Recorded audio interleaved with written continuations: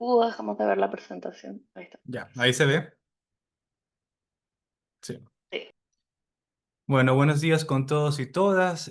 Un gusto pues tenerlos aquí presentes en este panel que ya mi colega Violeta les comentaba brevemente, reflejar algunos casos que hemos estado aglutinando junto con otras agencias de las Naciones Unidas. Como saben, forma parte de esto del Global Evaluation Week de este año 2025, que es una semana básicamente de intercambio de conocimientos para conectar con personas de distintos sectores. Hemos hecho ahí un esfuerzo en esta difusión, convocatoria para poder alcanzar a distintos perfiles, profesionales de redes de la sociedad civil, del sector público, de la cooperación internacional. Mi nombre es Hugo Morán y bueno, les estaré acompañando en este rol de moderador como secretario técnico de la UNELAC.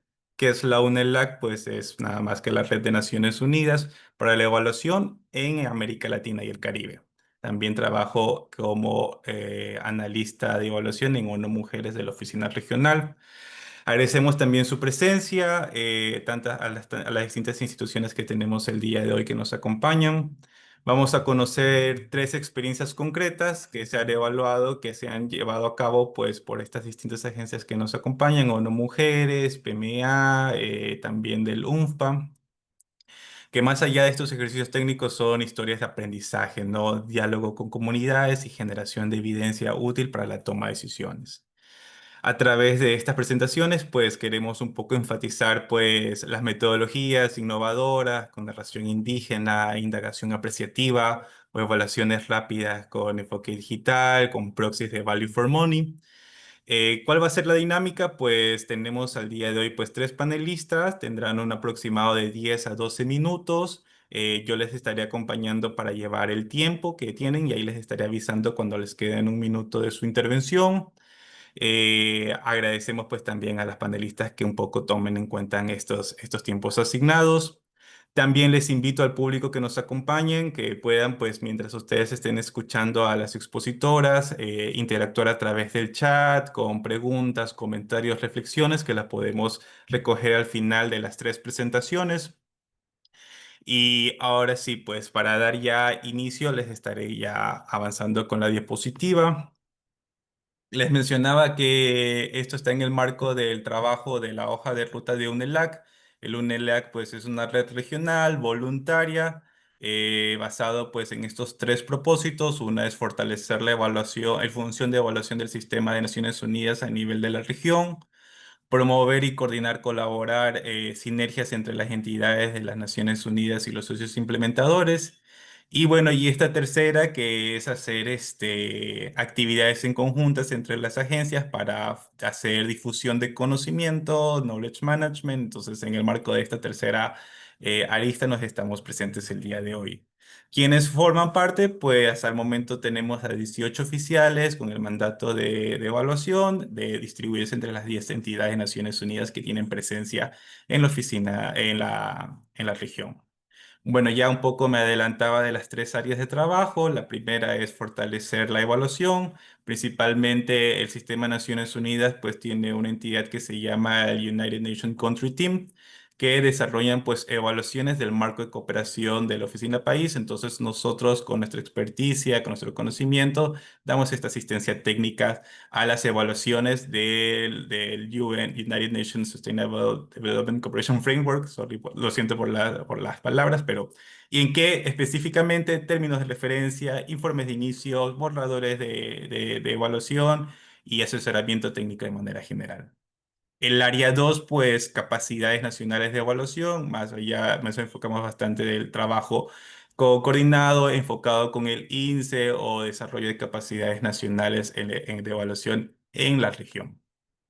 Y como les mencionaba, estamos el día de hoy respondiendo a esta tercera área, que es promoción regional conjunta, ¿no?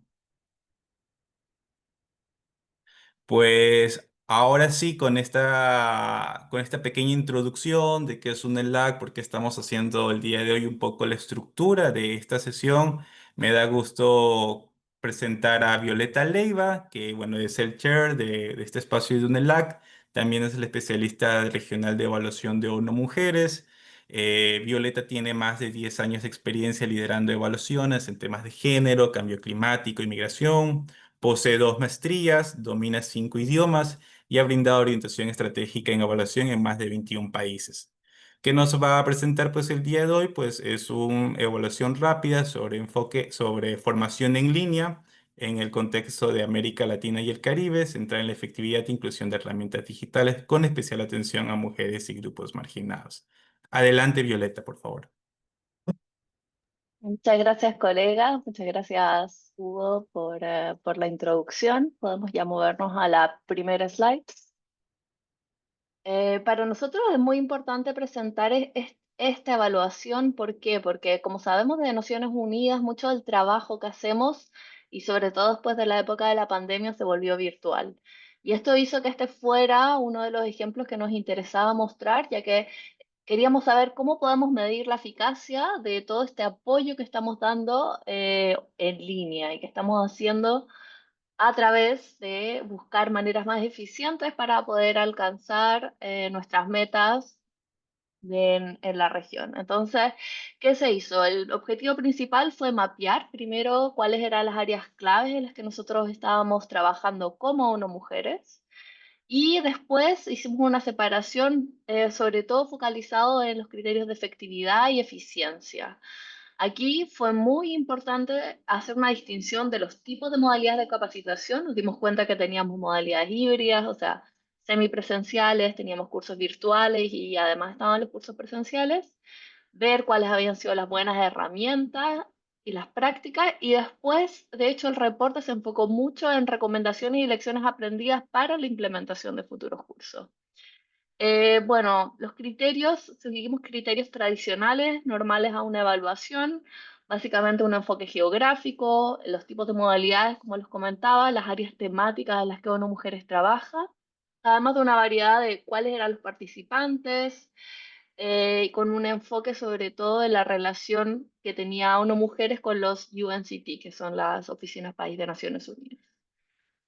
Algo que fue relevante es que este no fue una evaluación per se, sino que fue un estudio rápido, como nosotros lo llamamos, que es un modelo de estas evaluaciones livianas que se están desarrollando ahora, que también es como una nueva modalidad. ¿Por qué es una evaluación liviana? Porque se hizo todo de manera virtual, lo que quiere decir que no hubo una misión para recolección de datos, proveyendo una forma más económica también de realizar el estudio. Y la otra particularidad es que se utilizaron muchas herramientas de recolección también más novedosas e innovadoras que les voy a mostrar en la siguiente lámina.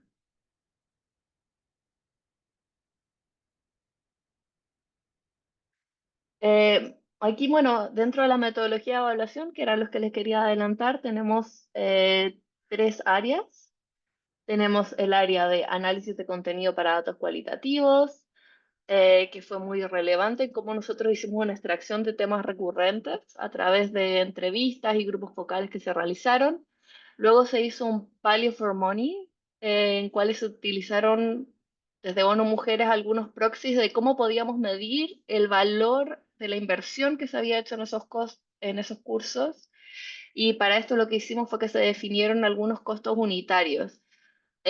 Hablando, y yo sé que muchos de ustedes son evaluadoras y evaluadores, sobre algunas de las limitantes del ejercicio, no fue tan fácil, de hecho, conseguir estos proxies de cuáles eran la forma en que podíamos medir de manera más eficiente, porque nos dimos cuenta que había una variabilidad muy amplia dentro de los distintos tipos de cursos. ¿Qué quiero decir con eso? Que cada curso tenía indicadores diferentes, participantes, la forma en que se medía el costo de cada curso también variaba. Entonces, lo que tratamos de hacer fue focalizarnos en datos sobre el número de participantes, el género, grupos vulnerables, y tratar de estandarizar desde los participantes cuál era el valor por el número de beneficiarios que estaban ofreciendo cada uno de esos cursos.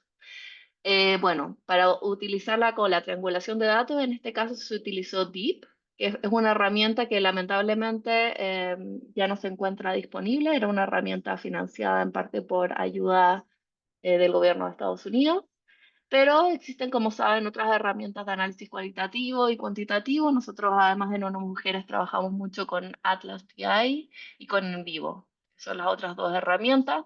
Pero bueno, para este caso puntual se utilizó BIP porque tenía acceso al LLM, o sea, básicamente se estaba utilizando datos textuales para hacer una interpretación de los resultados cuantitativos. Podemos pasar a la siguiente lámina. Entonces, bueno, algunos de los desafíos que, como lo adelantaba, los datos financieros y los costos unitarios no eran estandarizados, lo que generó dificultades para la comparación. ¿Cómo se solucionó esto? Bueno, se utilizaron algunos mecanismos como proxies, que los comentaba en la lámina anterior. Y respecto a las buenas prácticas, nos dimos cuenta que una forma útil para la medición era a través de cuáles eran los factores más estándar para la presentación de los cursos. Por ejemplo, comparamos los distintos costos de tutores, de plataformas que se utilizaban, por ejemplo, Moodle o otros mecanismos para guardar la información, el costo de los materiales, si los materiales permanecían en línea, si eran accesibles después del cierre del curso. Y obviamente también se utilizó una forma fácil de costo unitario por participante, en un cual en muchos casos los cursos son gratuitos, en casos que no eran gratuitos sí se valoró cuál era el factor de costeo y se trató de estandarizar calculando también la duración del curso y cuál era el tipo de formación que se estaba ofreciendo. Entonces aquí hay una pequeña fuente de lo que se elaboró dentro del análisis. Podemos ver, por ejemplo, una comparación dentro de los costos de cursos de Claxo, Flaxo, IEM y TH. Y aquí se hizo básicamente una valoración del costo unitario promedio informado. Estos todos son datos informados, quiero que quede claro. Y como nosotros representamos la distribución de los costos según la información que fue proveída por los distintos proveedores de los cursos. Esto también obviamente nos permite hacer un análisis de dónde están las áreas en las que hay mayores costos, qué es lo que es más difícil también de financiar y obviamente nos permite, y eso fue uno de los valores de esta evaluación, poder anticiparse a futuros costos o a costos emergentes en este tipo de entrenamientos que se ofrecen virtualmente. Así que nos dio una herramienta también para entender mejor el diseño de futuros programas y entrenamiento. Podemos pasar a la siguiente slide. Em, en los hallazgos de la evaluación, bueno, creo que en realidad el detalle de la evaluación per se, no sé si quiero ir a este detalle, pero sí me gustaría ir a la siguiente slide de las buenas prácticas y recomendaciones. Gracias. En buenas prácticas que nosotros vimos de este ejercicio de evaluación, tenemos la medición de resultados, en cómo se hizo a través de una participación eh, bastante amplia. Por ejemplo, en este caso se utilizó grupo de WhatsApp. Esto fue un método un poco innovador, que teníamos algunas beneficiarias a las que no se podía acceder directamente, que tenían dificultades con acceso a Internet, y como evaluadoras siempre es un desafío, ¿no? Llegar sobre todo a las poblaciones más vulnerables cuando se están haciendo análisis remotos de los que no podemos, o sea, que dependemos de esta entrevista y dependemos de la conectividad. Entonces, lo que se realizó ahí, que fue muy interesante, es que se utilizó un sistema de grupos de WhatsApp en que se hizo una especie de focus group en el que la evaluadora principal le enviaba al grupo focal preguntas semanales y las personas podían responder por nota de audio o podían responder de manera escrita en un chat. Evidentemente, para poder hacer eso se hicieron preguntas que no pusieran en riesgo de ninguna manera a las personas que estaban respondiendo, pero al mismo tiempo nos permitió tener muchas más opiniones de personas que no habrían podido participar de otra manera. Y esto, si bien no se exploró específicamente en este caso, nos ayuda mucho cuando en otras evaluaciones hacemos las metodologías de cambios más significativos, en los cuales tratamos de recopilar historias de vida o historias de impacto. Y también se ha utilizado este método de un sistema de WhatsApp en el que podemos tener acceso a la presentación de las distintas personas de una manera más fácil también, porque obviamente escribir escribir es más complejo y enviar un audio puede ser también una manera de facilitar el proceso de entrevista. Por eso, una característica de todas las evaluaciones de ONU Mujeres es este enfoque participativo y de género en el que nosotras tratamos de favorecer plataformas independientes de la metodología que estamos utilizando que ayuden a que haya un contacto más cercano con las beneficiarias y que podamos alcanzar a esas poblaciones más vulnerables. Bueno, dentro de las recomendaciones y de las buenas prácticas, esto ya tiene que ver con entrenamiento en general, pero creemos que es importante compartirlo en caso de que otras agencias u otro personal estén desarrollando este tipo de cursos. Vimos mucho las buenas prácticas en la medición de resultados, tanto por participación como por finalización, pero incluir indicadores que puedan medir el impacto a largo término. Por ejemplo, dónde están las personas que formamos a futuro, es que esto les ha servido para promociones laborales, para cambiar áreas de trabajo. Vimos también la importancia de las mentorías, como por ejemplo se crearon comunidades de práctica en algunos casos o grupos que se favorecían, que seguían comunicándose después de los cursos que habían realizado, o sea, también se crean como redes de trabajo que pueden potenciar procesos positivos y eso es un área a explorar para quienes estén desarrollando este tipo de entrenamientos virtuales. Bueno, vimos mucho la importancia y la necesidad de alfabetización digital, o sea, una barrera grande para acceder a este tipo de cursos es poder utilizar las plataformas virtuales y ahí es donde hay una área permanente para agencias de Naciones Unidas y otros para ofrecer formaciones en esa materia que puedan aumentar la posibilidad de acceso, sobre todo de poblaciones mayores, a este tipo de herramientas digitales que tienen bajo costo y que tienen un alto impacto. Y finalmente también lo de los enfoques diferenciados, que lo vimos, por ejemplo, a través de a quienes son los usuarios de un curso, quizás tratar de ofrecer distintos tipos de materiales, si es para jóvenes o para adultos, lo que puede favorecer la cantidad de gente que finaliza los cursos y también mejorar los resultados que podemos tener de nuestras intervenciones. Entonces, como pequeños cambios, tanto en la medición como en el diseño de los materiales, nos permiten tener un impacto y un alcance mayor de nuestra intervención. Creo que ahí cumplí con el final de la presentación y de todas maneras tendremos un espacio para preguntas y respuestas de esta o de otras de las intervenciones. Así que muchas gracias, colegas, y Hugo, te devuelvo la palabra. Gracias, Violeta. Sí, me sumo a ese último mensaje, invitarles a los presentes que pueden dejar comentarios, preguntas a través del chat y estas las podremos estar recogiendo a lo largo de las otras dos exposiciones, como también al final de este encuentro, ¿no? Ahí rescatar pues la relevancia de lo que nos compartía Violeta, tanto la parte metodológica, que siempre ahora que está cada vez más en auge dentro de nuestras organizaciones, las capacitaciones virtuales, tener pues aproximaciones de cuánto nos está costando el costo-eficiencia. Entonces creo que estos pueden ser unas muy buenas pautas, más allá de que se puede hacer una comparación directa, porque claro, las capacitaciones tienen contextos, alcances, objetivos distintos, pero creo que esta puede ser una muy buena pauta. Y adicional también reforzar este mensaje de que más allá de la capacitación es tratar de desarrollar capacidades en los titulares de derecho, ¿no? Entonces seguir indagando en cómo estos mecanismos de transformar este conocimiento ya en prácticas del día a día.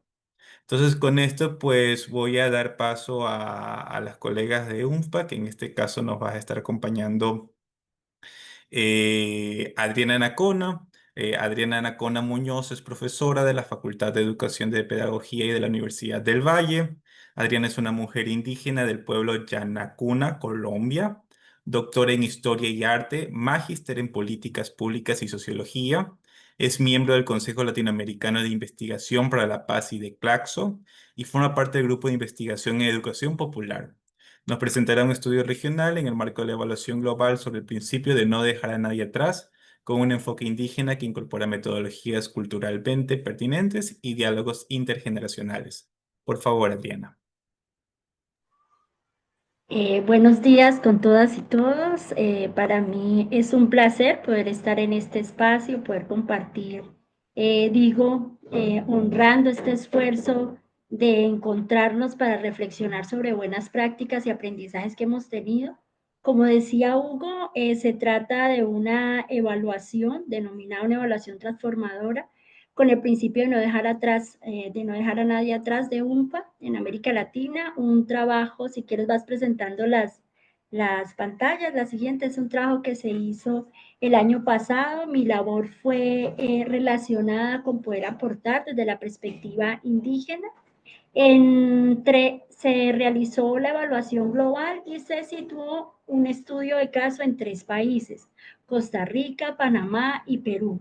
El ejercicio de poder desarrollar la evaluación con 3 estudios de caso tenía el interés o tuvo el interés de poder reconocer no solamente los criterios de pertinencia, eficacia, sostenibilidad, eficacia humanitaria, coherencia y eficiencia de la estrategia en cada país, sino también poder generar espacios de diálogo y de aporte con los diferentes actores involucrados o implicados.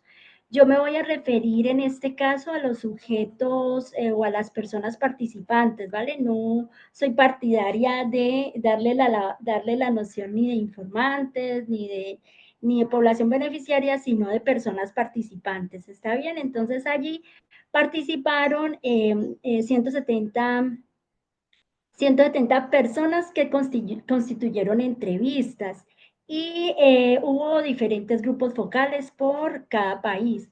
Mi labor, como les digo, y es la delimitación que voy a hacer en esta intervención, porque no voy a describir toda la metodología ni los hallazgos, en eso soy muy respetuosa, sino mi labor tuvo que ver con poder reconocer el enfoque intercultural e interseccional en cada uno de los protocolos de recolección de información y en la parte del informe técnico, tanto de cada caso como en el informe global. Y a su vez poder integrar las narrativas locales de los sujetos o de las personas participantes. ¿Está bien? Entonces desde allí delimito mi intervención. Puedes seguir con la siguiente, tranquilo, yo voy como mencionando y vamos allí trabajando los elementos. Bueno, entonces me refiero a esta evaluación formativa de UNPA sobre la integración del principio de no dejar a nadie atrás en América Latina y el Caribe como un ejercicio derrotero que, aunque está situado solo en Panamá, en Costa Rica y en Perú, nos puede dejar aprendizajes y buenas prácticas para toda América Latina y el Caribe, incluso pensado en otros contextos en donde exista población racializada. Es una evaluación que evoca una relación pedagógica con los sujetos y genera un diálogo territorial con diferentes actores, tanto instituciones gubernamentales, no gubernamentales, organizaciones de diferente tipo, mujeres, jóvenes, pueblos indígenas, pueblos afrodescendientes, jóvenes, personas con situaciones o que están vinculadas a programas específicos, sobre todo lo que tiene que ver con reproducción y con la reducción del VIH-Sida. Allí yo creo que es importante dentro de este ejercicio, y lo quiero señalar, es cómo esta intervención resalta el respeto por la otredad. Es decir, cuando se trata de una evaluación que implica el enfoque de interculturalidad, interseccionalidad y con un enfoque feminista, creo que hay un principio de reconocer las trayectorias históricas, pero también las heridas coloniales y formas de reexistencia o de reparación que tienen los diferentes pueblos y comunidades. Desde allí quiero resaltar un elemento que es que generalmente nuestras evaluaciones hablan de reconocer al otro como distinto. Y creemos en este ejercicio que es necesario problematizar lo que concebimos como la otredad, porque generalmente valoramos las formas diversas, pero nos cuesta mucho poder situar el mismo lenguaje. Incluso las mismas comunidades terminan teniendo que traducir nuestros conceptos técnicos, y nosotros, aquí estoy autoevaluándome, ¿no? Nos cuesta mucho poder entender el lenguaje o las narrativas cotidianas, y casi siempre hay una resistencia a poder traer el lenguaje o la narrativa que tienen en las comunidades a los informes técnicos y por el contrario terminamos traduciendo esos elementos. Evaluar entonces no solo implica hacer una medición, sino también tener una postura ética y política en ese encuentro intercultural. Desde allí considero pertinente que es necesario mencionar en este espacio es que incorporar variables como lo étnico, en este caso entender las poblaciones indígenas afrodescendientes, implica situar los sistemas de conocimiento propio. También reconocer la relación etaria, la edad, el género, el territorio y ejercicios de memoria, es decir, son comunidades que tienen unas trayectorias y tienen una historia, tanto cultural como política, y tienen diferentes procesos políticos organizativos. Por consiguiente, considero que cuando se menciona y se hace uso del enfoque interseccional e intercultural con enfoque feminista, no estamos solamente añadiendo componentes, estamos nombrando dimensiones vitales de la experiencia humana que están atravesadas por relaciones de poder. Y es allí precisamente donde yo quiero destacar que como buena práctica es que esta evaluación se suscribe a una perspectiva de diferencial de colonial y que es un elemento supremamente retador para el ámbito de las Naciones Unidas. Como bien lo señalan autoras como Silvia Rivera Cuchicangui, Arturo Escobar, Yuerquis Espinosa, y otros autores que abordan elementos de la interseccionalidad y de la decolonialidad, creo que este tipo de evaluaciones nos permiten introducir una crítica necesaria a las formas relativistas en las que a veces hacemos la investigación o las evaluaciones y atienden a poder darle lugar a la diversidad cultural desde las diferentes justicias y entre ellas la justicia epistémica. Por eso señalo como importante el reconocimiento de los sistemas de saberes o lo que recientemente durante la COP16 alrededor de la biodiversidad se dio lugar a los sistemas de conocimientos propios o ancestrales de los pueblos indígenas. Puede seguir, Hugo. Desde allí entonces creo que evaluar desde una mirada intercultural crítica implica deconstruir jerarquías epistémicas, sanar incluso las relaciones entre esas diferentes formas de conocimiento y de formas de escuchar. En nuestros espacios generalmente se dice que hay que darle voz a las comunidades. Y resulta que las comunidades, en términos de representación y organización, llevan 30, 50 años teniendo voz. Lo que no hemos tenido es escucha. Por consiguiente, reconocer las voces históricamente silenciadas es reconocer la práctica de la escucha. Y desde allí es difícil porque eso genera una tensión no solamente institucional con lo comunitario, sino también poder establecer espacios de relacionamiento en donde más allá de generar procesos de abajo hacia arriba implica transformar nuestra relación.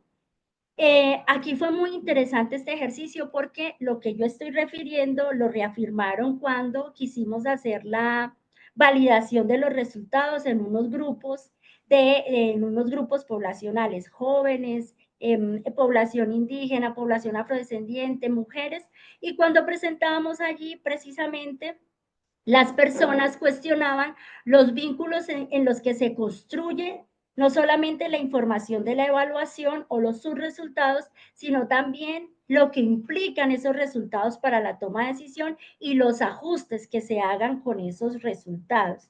En ese sentido, la evaluación, considero, puede abrirse a una práctica ética y política de lo que significan esos encuentros. ¿Por qué? Porque esos encuentros generalmente generan muchísimas expectativas en las comunidades, es decir, qué va a suceder con el programa, pero sobre todo cómo nos van a seguir teniendo en cuenta en los espacios de toma de decisión, que implica reconocerlos desde el mismo diseño o ajuste de los indicadores que tienen los programas. Desde allí me atrevo en este espacio de diálogo y reflexión a expresar que uno de los desafíos que encuentro en este campo de evaluación y que lo experimentamos en estos tres casos en donde fui invitada para comentar asuntos técnicos, es poder precisamente integrar los enfoques, es decir, cómo dialogan los feminismos con lo intercultural, con lo interseccional, para poder llevarlo a cabo.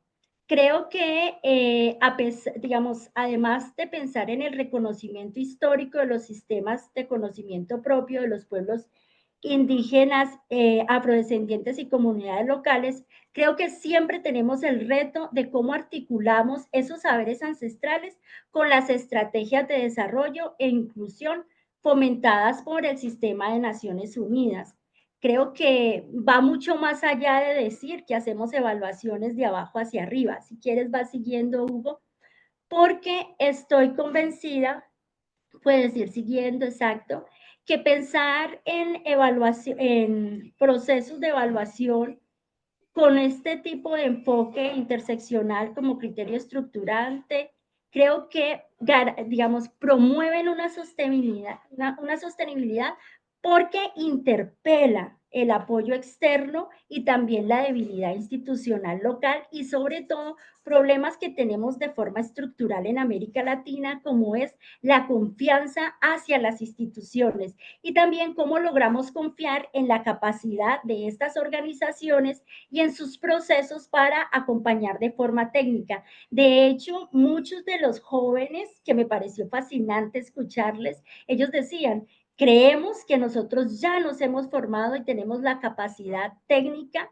además política, incluso científica, de poder aportar a los diferentes programas y no solamente ser llamados para entrevistas, sino hacer parte de estos equipos de evaluación. Yo creo que allí hay un desafío enorme en poder reconocer las apropiaciones y las posturas que tienen estas diferentes poblaciones y los grupos que se han formado para hacer parte de la toma de decisión en programas que les afecta en su vida cotidiana.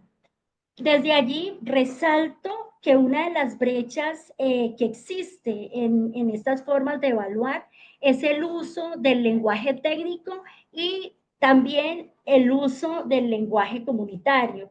Creo que allí tenemos muchos desafíos en esas narrativas territoriales en cómo comprendemos y cómo adecuamos los proyectos y cómo esa escucha activa representa una diferencia en lo que significa acompañar procesos para la toma de decisión de políticas públicas. Puedes seguir allí. Yo creo que una de las buenas prácticas en ese sentido, como lecciones aprendidas, como una cooperación transformadora, es no solamente hacer uso de los enfoques de interseccionalidad intercultural en relación de lo práctico y lo analítico, sino también poder dar lugar en reconocer los sistemas de conocimientos propios como fuente de datos y estrategia crítica en el diseño de indicadores que permitan hacer seguimiento y control a los programas, como también la evaluación. Y nos quedan muchísimas preguntas al respecto en términos de esas buenas prácticas, ¿no?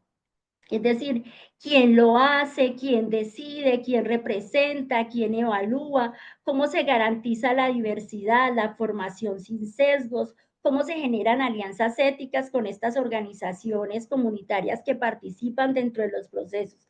Porque estoy segura que parte de uno de los objetivos, y me honro en este momento contar en este espacio con Violeta, con María Pía y con Hugo, que son líderes de este proceso de alianzas de evaluaciones, como finalmente en esas formas de comprender las comunidades y sus territorios, cómo fortalecemos estas sinergias entre esos enfoques que son integrales, pero que además deben ir incorporando, insisto, no solo la voz, sino la escucha y además el respeto hacia esos sistemas comunitarios de conocimiento y de cuidado. Desde allí entonces, y con esto cierro, Hugo, vas dejando las siguientes diapositivas.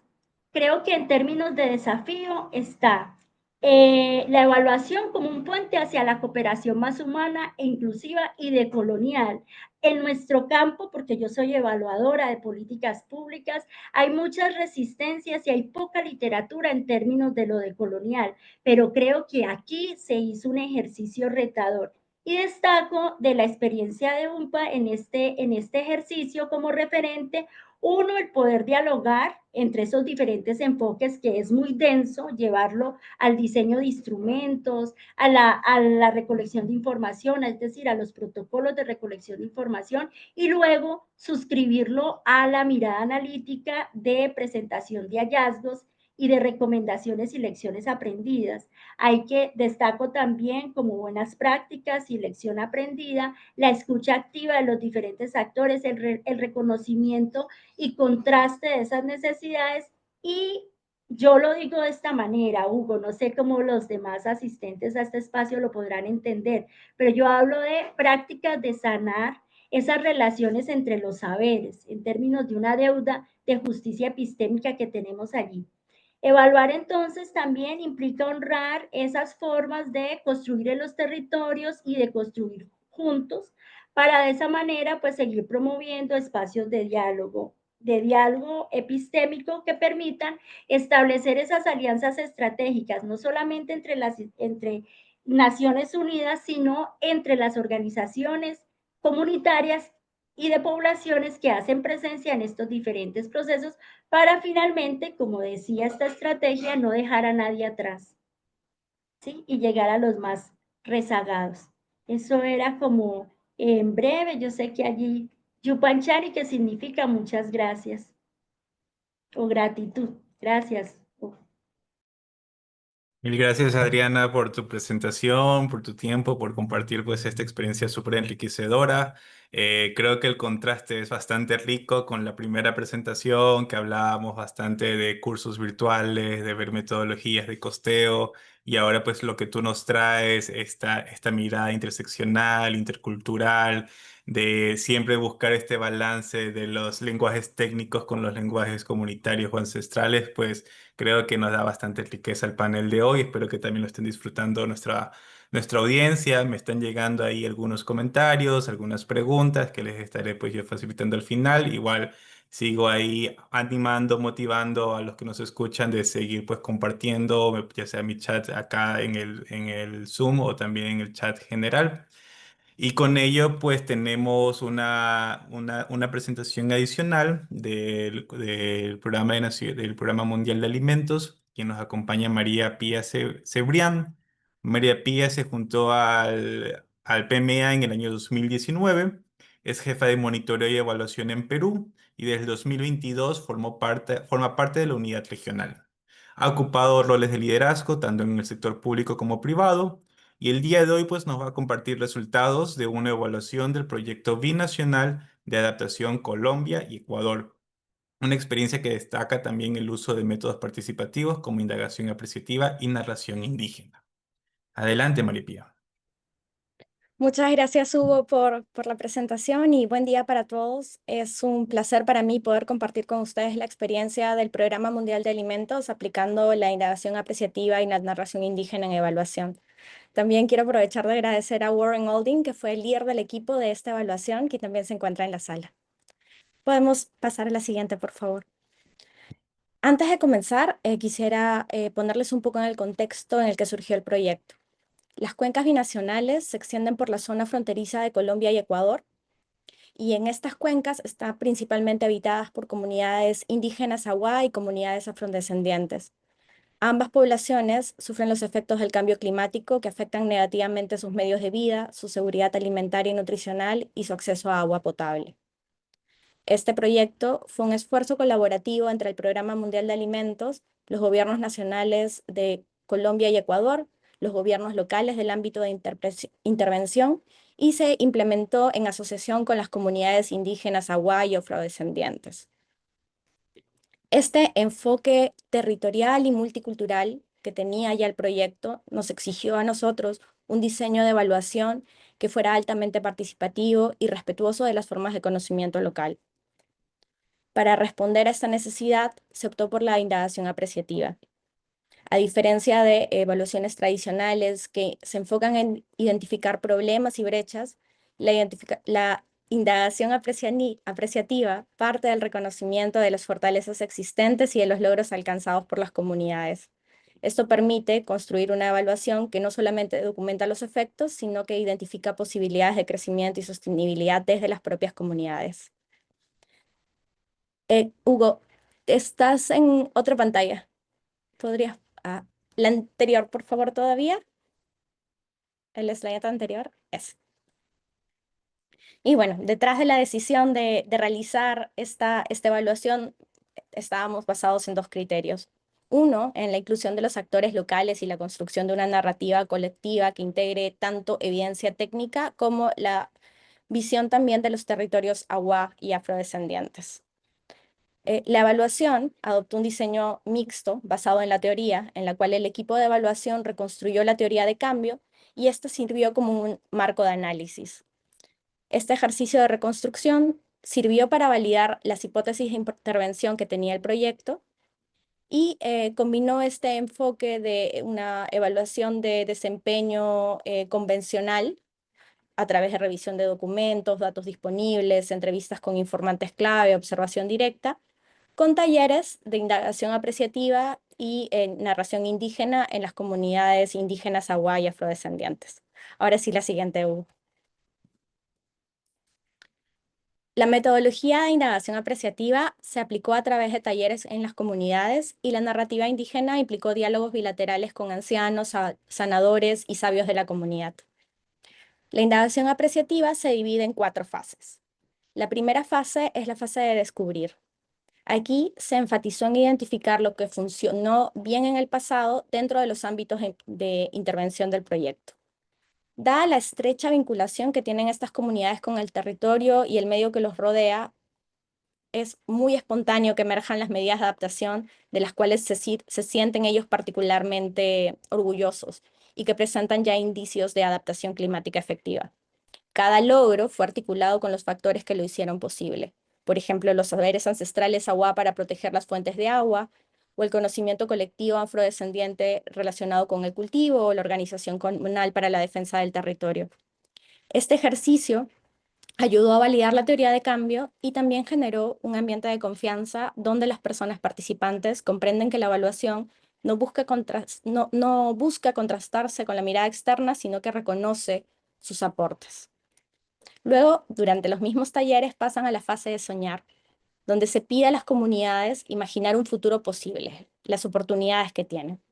A través de dinámicas participativas, los asistentes dibujaron escenarios aspiracionales, donde crearon una visión para los ámbitos de intervención del proyecto, relacionados con la mejora del capital humano, social, ambiental, físico, económico, y comparado con lo que pretendía hacer el proyecto. Retomando la cosmovisión awa sobre la relación armónica con la naturaleza y la cosmovisión afrodescendiente acerca del empoderamiento colectivo. Luego pasamos a la siguiente fase, que es diseñar. Durante esta fase se co-crearon los planes de acción para materializar estos sueños.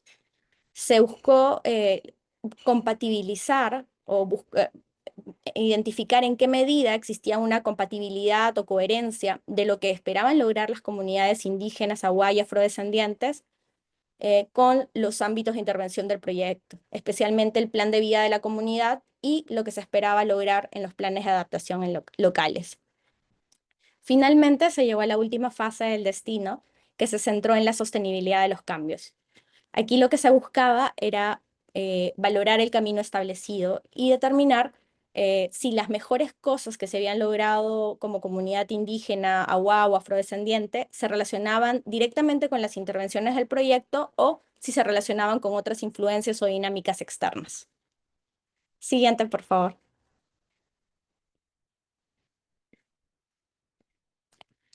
Hay algunas consideraciones clave para implementar esta metodología, ¿no? Que hemos rescatado de la evaluación y nos gustaría compartir con ustedes. Lo primero es el equipo de evaluación.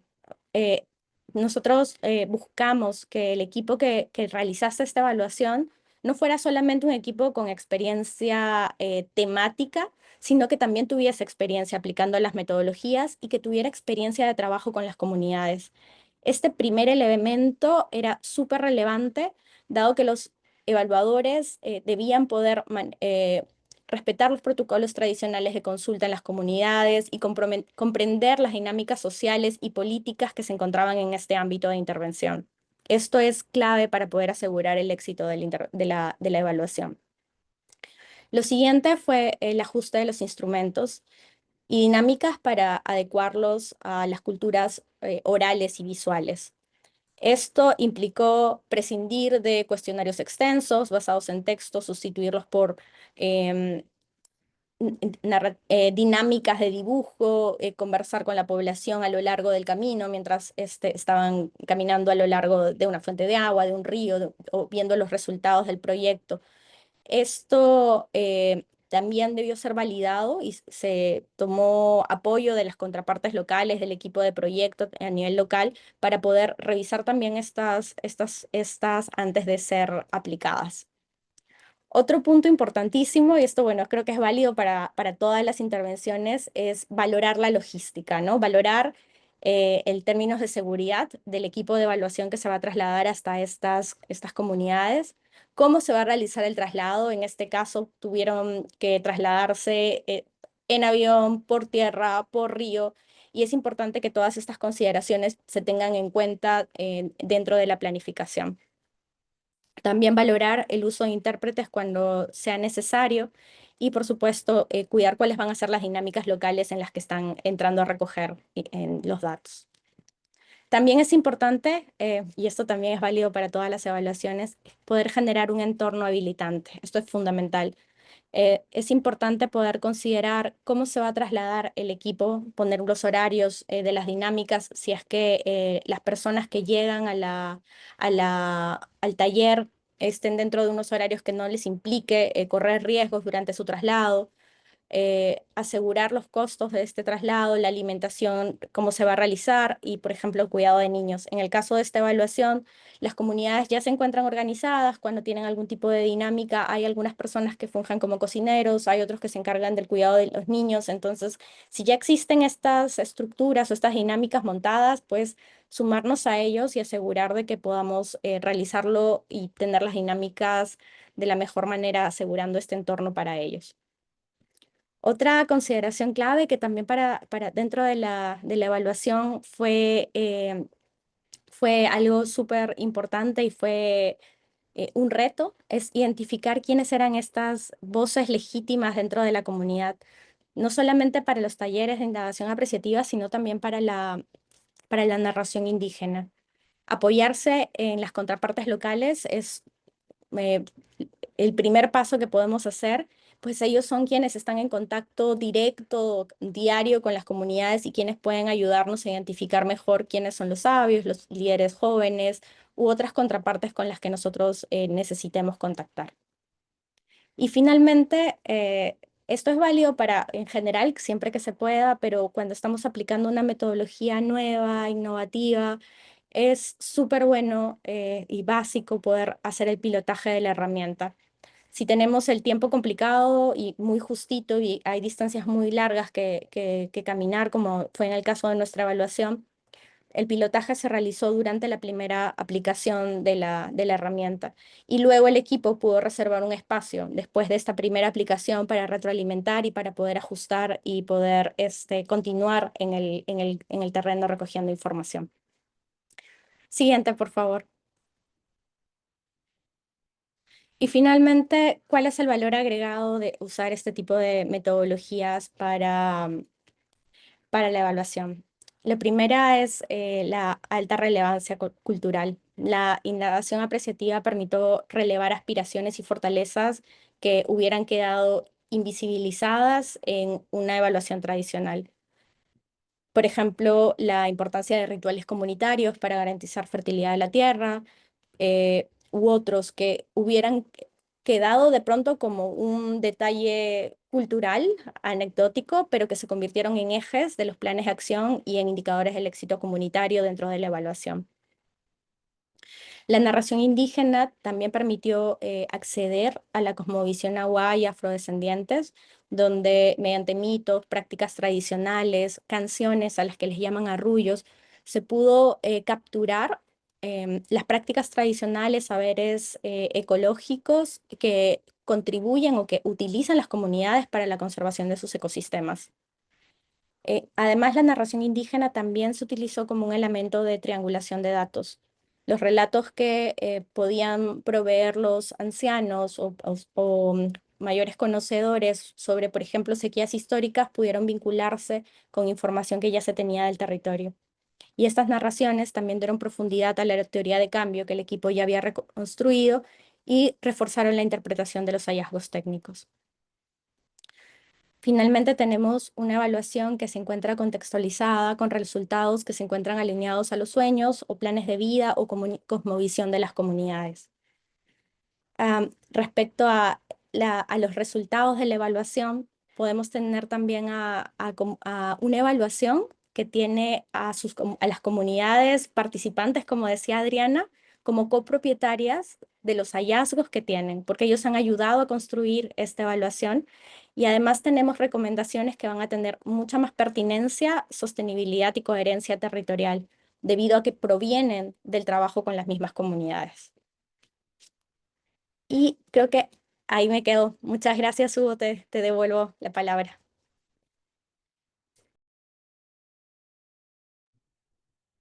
Perfecto, gracias Maripía por también compartir la experiencia de ustedes. Como ven, a la estimada audiencia, está tomando mayor relevancia tener este tipo de metodologías al momento de evaluación, más que ver a las comunidades con las que trabajamos con esta mirada de no dejar a nadie atrás como meros informantes, sino tener una participación más activa, ¿no? Incluso como tomadores de decisión dentro de los hallazgos de la evaluación.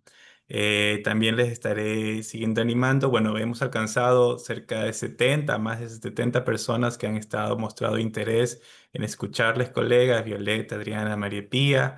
Así que les invito nuevamente a escribirnos acá en el chat de Zoom. Vamos a estar compartiendo slides también en donde ustedes nos encontraron en la página de Glocal. Estaremos subiendo también esta memoria, esta recordación y las PPTs respectivas.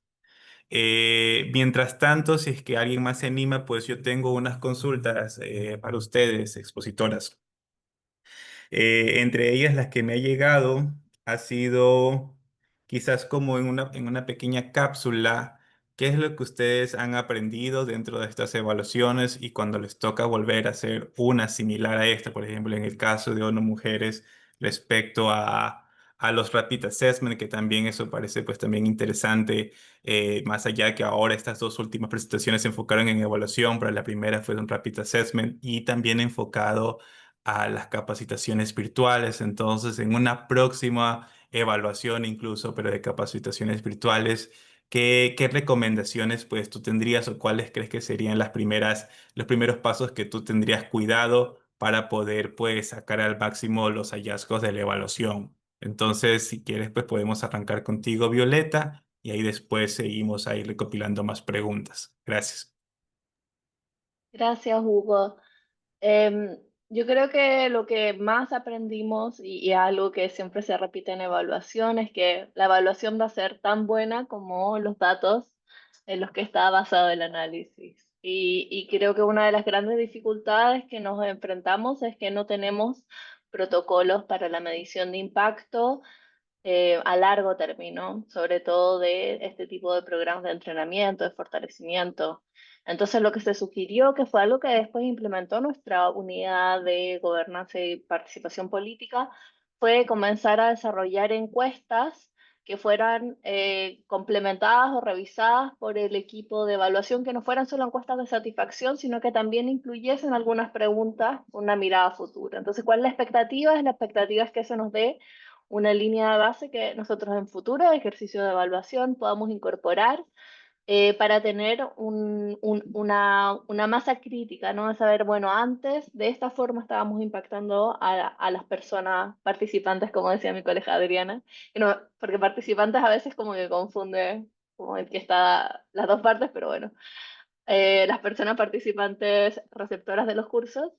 Y además, por otra parte, tener esta mirada de que somos una labor conjunta. Y yo creo que eso es una de las cosas que a mí más me gusta de trabajar en Naciones Unidas, que al final yo escuchaba las intervenciones de las otras colegas y decía, bueno, qué interesante lo que estamos haciendo, porque todos estos proyectos ayudan y quizás, no sé, alguien que estuvo en un proyecto de Adriana, después de UNFPA, este es parte de un proyecto de una mujer y es parte de un proyecto del PMA, entonces creo que eso también es muy importante, que es poder pensar que nuestras intervenciones, cuando medimos sostenibilidad, son parte de un grupo de acciones que se están desarrollando y sobre todo cuando pensamos en evaluaciones de impacto, en evaluaciones ya de más largo alcance, es necesario incorporar los datos de este otro ejercicio, incorporar a los grupos, a las bases que ellos tengan, para poder tener resultados también como con una mirada más sistémica de los cambios que son transformadores. Y eso tiene mucho que ver para nosotros con los cambios de género y con los indicadores de transformación de género, en los cuales nosotros nos enfocamos hacia cambios sistémicos, hacia modificaciones que afectan tanto las desigualdades, en los contextos políticos, o sea, que va más allá de la intervención puntual. Eso sería mi comentario. Gracias, Hugo. Perfecto, mil gracias también a ti, Violeta. Mientras tú también nos compartías tu información, nos llegó aquí una pregunta de Oscar Peña. Creo que también te vi que prendiste la cámara, Oscar. Si gustas, pues puedes activar tu micrófono y comentar un poco más sobre tu pregunta para mayor comprensión de las expositoras y si le diriges a una en específico.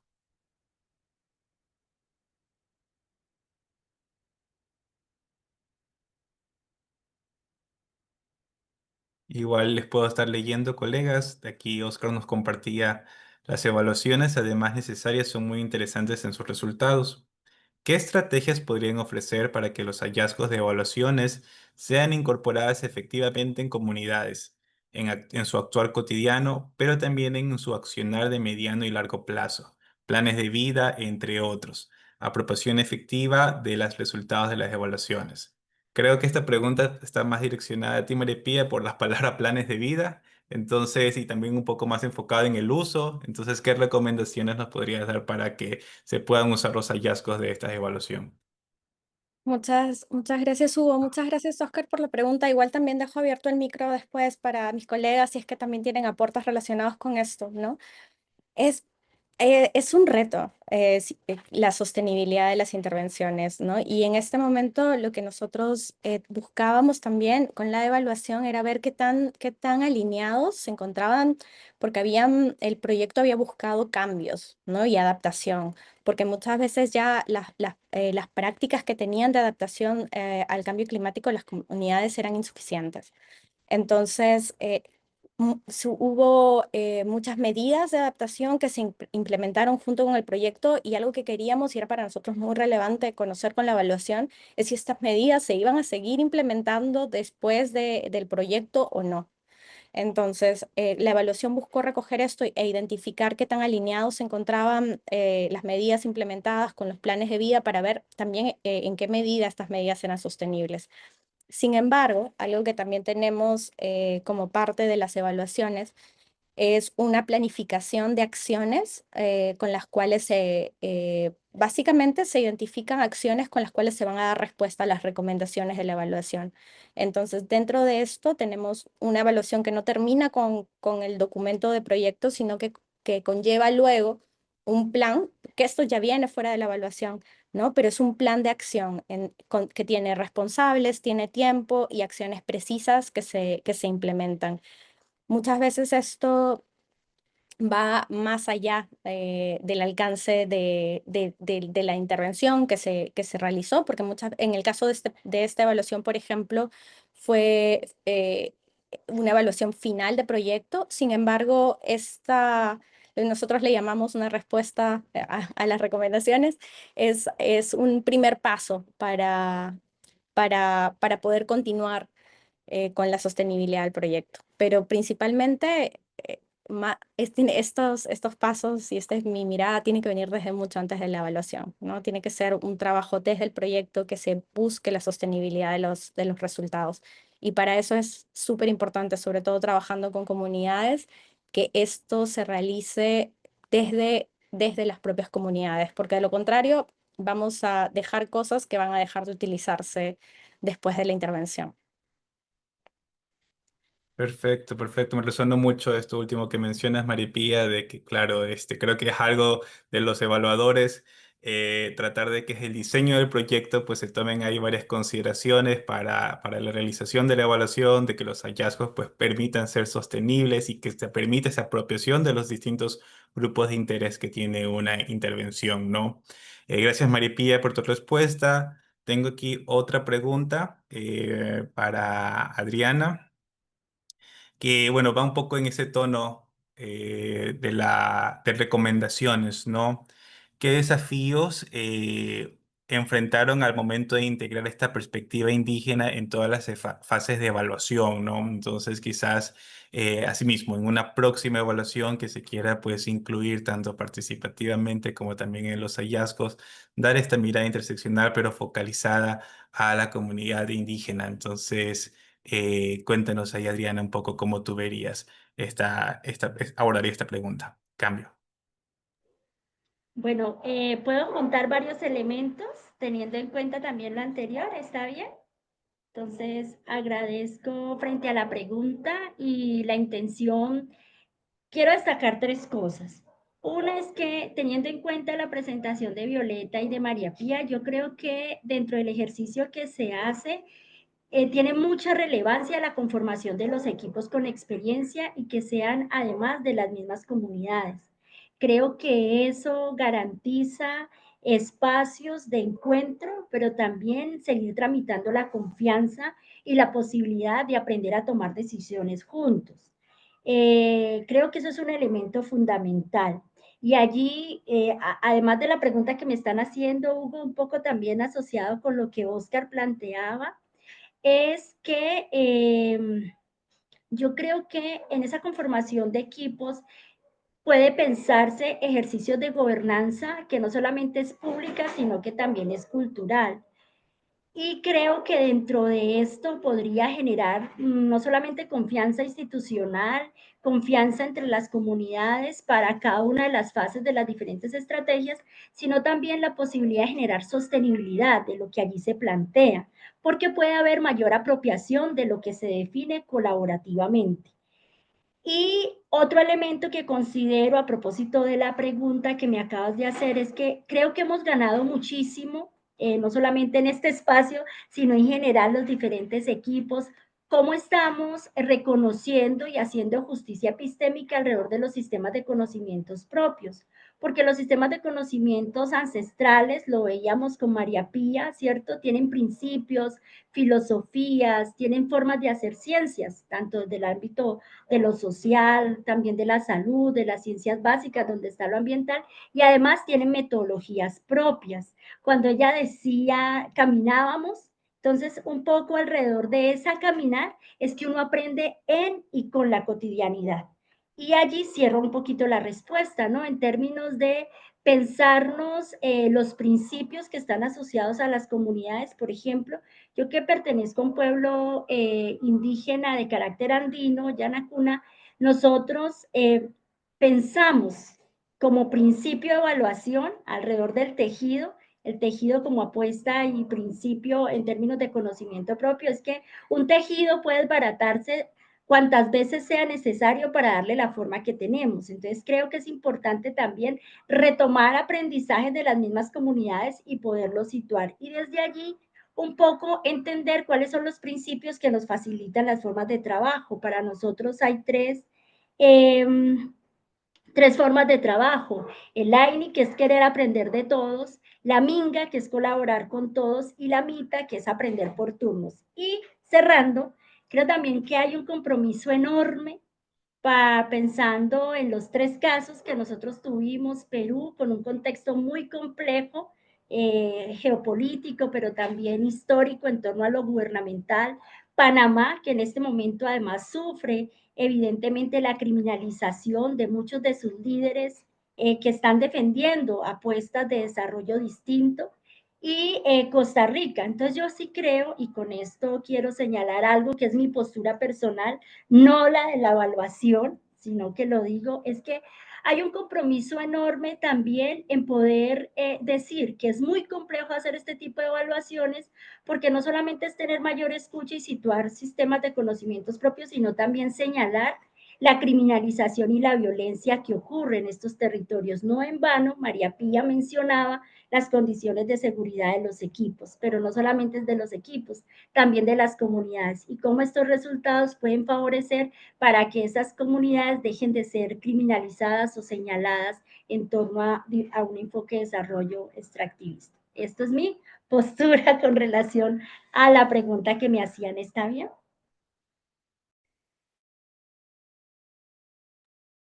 Listo. Gracias, Adriana, también. Creo que estamos todavía con los tiempos acordes a nuestra programación. Tenemos dos preguntas adicionales. Una es de Yamit Teyul. Espero haberlo pronunciado bien, Yamit. ¿Cómo se puede hacer mejoras a las evaluaciones para recomendar cambios institucionales y cambios en los sistemas de derechos? Y otra pregunta es, los donantes y financistas demandan cada vez más información para tomar decisiones, sobre todo para saber si su inversión está siendo rentable socialmente. ¿Ustedes han incorporado mecanismos para evaluar el costo y la efectividad de las intervenciones en la evaluación? ¿Y qué recomendaciones entregarían para valorizar aquellos impactos sociales que son difíciles de monetizar? Entonces, creo yo que si María Pía, tú puedes ayudarnos con la pregunta de Yamit, cómo se puede hacer mejoras a la evaluación para recomendar cambios institucionales. Y la segunda te la puedo dar a ti, Violeta, por favor. Entonces, dale, María Pía. Sí, muchas gracias, Hugo, y muchas gracias a todos por las preguntas que nos vienen haciendo. Algo súper importante dentro de evaluación y que esto, digamos, vale para la evaluación binacional, pero también vale para otras evaluaciones, es que la evaluación no es solo de la institución que lo hace y de los evaluadores, sino que la evaluación debe ser un proceso participativo. Si buscamos cambios institucionales, por ejemplo, o cambios en los sistemas de derechos, no podemos quedarnos nosotros como agencia en los evaluadores y luego ir a recoger datos y ya está, sino tenemos que, desde el diseño de los términos de referencia, incluir a todos los actores relevantes y generar una discusión respecto a cuál va a ser el alcance, cuáles son las preguntas de evaluación, qué es lo que buscamos contestarnos y tener a estos, es difícil, no es fácil, pero tener a estos actores a lo largo de todo el proceso de evaluación. No solamente permitirles tener acceso a los productos y comentar, sino también mantenerles informados, darles la oportunidad de retroalimentar en el mismo proceso. Esta es una forma, hay más, pero esta es una de las formas que nosotros más utilizamos para poder eh, mantener a todos los actores clave embarcados en la evaluación. Es súper, súper, súper clave que las evaluaciones no se queden solamente en la agencia o el proyecto y los beneficiarios o participantes, sino que todos los actores estén involucrados. Y ahí voy a ponerte algo más que es un reto que nosotros estamos tratando de afrontar, es que cada vez, o sea, nosotros estamos buscando cada vez más evaluaciones participativas y por participativas es incluir a todos los actores, ¿no? Incluyendo a los participantes en nuestras intervenciones. Pero el participativo empieza en el proceso de diseño de la evaluación y es súper importante que todos, incluidos los participantes slash beneficiarios de las intervenciones también participen en este proceso, porque es sobre ellos que vamos a evaluar, es en sus comunidades, son las acciones que hemos realizado allí. Entonces ellos también tienen que elevar su voz respecto a qué es lo que quieren responder de la evaluación, qué es lo que les interesa responder respecto a esto. Con esto podemos de alguna manera asegurar que todos los actores se encuentran involucrados, que todos los actores tienen intereses respecto a la evaluación y cuando llegue al final y tengamos ese reporte con recomendaciones, podamos luego ir a este siguiente documento que decía, a este plan de acción, donde ya tenemos a todos estos actores interesados y donde todos ellos deben formar parte y tener acciones que implementen para poder generar estos cambios. Pero es un reto, ¿no? Yo de verdad, si tienen otras prácticas que realicen, yo soy todo oídos, porque realmente para nosotros es un reto poder realizarlo. Gracias, Maripía. Sí, coincido contigo, como en el ámbito de este espíritu del local, pues es el ánimo de compartir experiencias, de compartir prácticas para seguir pues mejorando nuestros procesos. Entonces, también ahí, también les acabo de compartir al chat mi correo en el caso de que quieran adicionar más preguntas o más reflexiones. Ya te iba a responder, Wendy, ahí unas sugerencias que yo tengo ahorita a la mano de espacios de formación. Y la última pregunta, pues Violeta, te la repito, los donantes y financistas demandan cada vez más información para tomar decisiones, sobre todo para saber si su inversión está siendo rentable socialmente. ¿Ustedes han incorporado mecanismos para evaluar el costo y la efectividad de las intervenciones en la evaluación? ¿Y qué recomendaciones entregarían para valorizar aquellos impactos sociales que son difíciles de monetizar? Muchas gracias y muchas gracias por la pregunta. Saben que me parece efectivamente algo muy, muy interesante porque la valoración de impacto social es realmente algo con lo que yo creo que el día a día desde Naciones Unidas nos hemos enfrentado y sobre todo cuando son procesos que afectan cambios normativos, o sea, legislaciones o cuando vemos, por ejemplo, cambios en comportamientos, en dinámicas de poder, o sea, son todas cosas que afectan mucho a nivel sistémico y que tienen que ver también con estos enfoques interseccionales, de género que nos hablaba también Adriana, con el enfoque interseccional, pero que normalmente tienen que ver con cambios legales, cambios institucionales, cambios de prácticas, entonces es muy difícil de medir. Y lo que nosotros tenemos, por ejemplo, está el Gender at Work, que es un sistema de cuadrante, que es el que utilizan las mujeres, y esta ya es una respuesta así bien concreta, ¿eh? Que básicamente es un sistema de 4 ejes en el que nosotros decimos, bueno, son cambios individuales o colectivos, eh, y son cambios sistémicos, ¿no? Que tienen que ver con desigualdades o son resultados puntuales. Y eso nos ayuda muchas veces simplemente a situar las intervenciones. Y es una manera a veces de decir, ok, lo que nosotros estamos haciendo es un cambio que va hacia una transformación, o sea, es un cambio para más de un individuo a un nivel sistémico, que serían como los cuadrantes inferiores, o son cambios que realmente son puntuales para la vida de estas personas en particular. Eso es lo primero. Y lo otro que a nosotros nos ha ayudado mucho, sobre todo para la medición de impacto, que tiene que ver, bueno, con análisis de contribución no experimentales, ¿no? Porque aquí estamos hablando para aquellos que son evaluadores de sistemas quizás un poco más cualitativos en el análisis del impacto. Son dos metodologías. Uno, el uso muy fuerte de teorías del cambio. Como ustedes saben, la teoría del cambio, cuando está realmente basada en evidencia, en el diseño del programa, nos puede permitir ver estos links causales. ¿Qué quiero decir con eso? Que quizás no estamos midiendo el dinero así efectivo, pero sí estamos diciendo, bueno, cuando una niña recibe esta ayuda puntual en materia de salud, le permite acceder a este tipo de educación que vemos está relacionada con una disminución a la vulnerabilidad frente a ciertos tipos de violencia, con mejores resultados, por ejemplo, a nivel académico. O sea, se puede hacer como una línea del proceso de donde nuestra intervención se incluye y con ciertas presuposiciones, ¿no? Cómo esto puede finalmente generar un impacto. Entonces, cuando hablas de los donantes, yo creo que los donantes no es necesariamente el valor monetario lo que ellos quieren ver, sino que quieren ver el valor en la diferencia significativa en la vida de las personas y quieren ver ese impacto a futuro que, claro, es difícil de medir y creo que un rol importante de nuestra parte es tratar de darles luces sobre estos cambios sistémicos, ¿no? Y eso lo podemos hacer con teorías de más significativas, teorías de cambio, lo podemos hacer con historias significativas de cambio, o lo podemos hacer, bueno, nosotros usamos mucho outcome harvesting, también que básicamente nosotros vemos, volvemos de atrás hacia adelante, ¿no? Vemos qué cosas han cambiado y tratamos de asociarlas a partes del proyecto.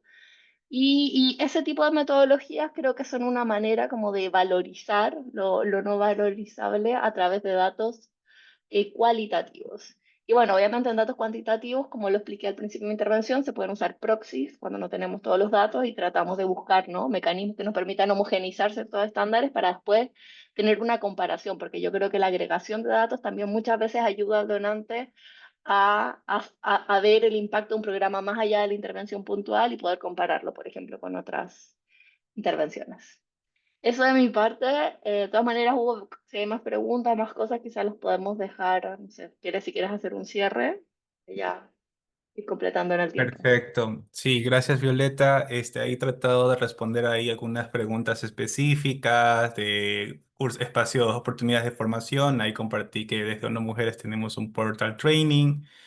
También mostraban interés en las metodologías que has estado mencionando, Violeta. También ahí compartí el link de buenas prácticas que tenemos en ONU Mujeres. Ya que estamos, bueno, ahora sí en esta etapa de cierre, igual también invitar, si es que hay más consultas, compartí en el chat mis correos, me las pueden enviar a mi correo y yo les puedo facilitar a las expositoras para posteriormente devolverles los comentarios y reflexiones que tienen las colegas. Desde nuestro lado, pues agradecer a los panelistas por compartir estas experiencias, pues como vieron, son enriquecedoras, interesantes y diversas también. Hemos recorrido pues estudios de caso que no solo muestran pues enfoques técnicos, sino también este compromiso en aumentar pues la inclusión, la participación y la transformación social desde la evaluación.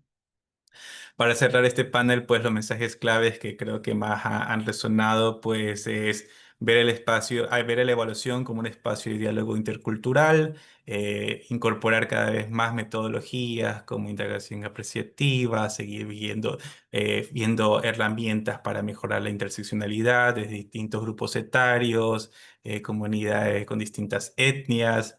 Hemos mencionado también cada vez que las ONGs, entidades de la cooperación apuestan más por capacitaciones virtuales, pues no dejar a un lado de que la capacitación virtual solo es una herramienta para alcanzar esta transformación social o este cambio de hábitos que queremos alcanzar.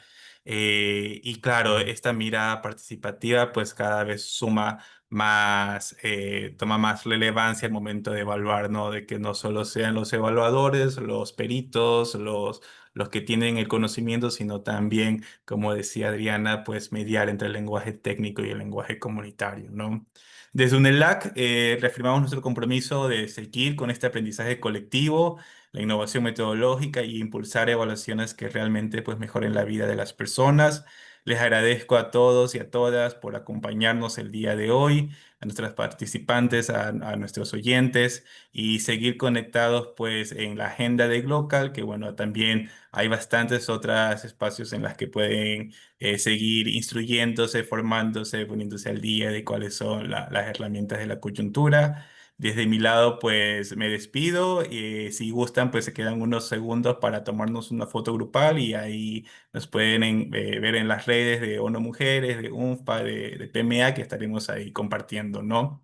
Entonces, si nos regalan ahí unos segunditos, si no, pues entiendo ahí el resto, pues tiene ahí su agenda. Hemos cumplido, creo que exactamente con bueno, son las 11:27, pero les agradezco bastante. Gracias también por ir abriendo la cámara, Wendy, Aralis, Cristina, Luisana, Mari Carmen, Sonia, Karen, Lisbeth, gracias también, Grace, Dajana, Cayo, Gustavo, Brisol, Oscar, Marisa, Carlis, Lina. Gracias por acompañarnos. A ver, creo que ya tengo repleta mi primer panel de fotos. A ver, sonrían. Después no nos critiquen cuando lo publicamos. Una, dos, tres. Deja ver si es que estoy. Perfecto, perfecto. Déjenme ver si es que alguien más se sumó en los otros paneles, que no me salen todos. Ya. Listo. Bueno, les agradezco bastante y que tengan una buena semana de Glocal 2025. Muchas gracias, chao. Gracias, Chao. Hugo.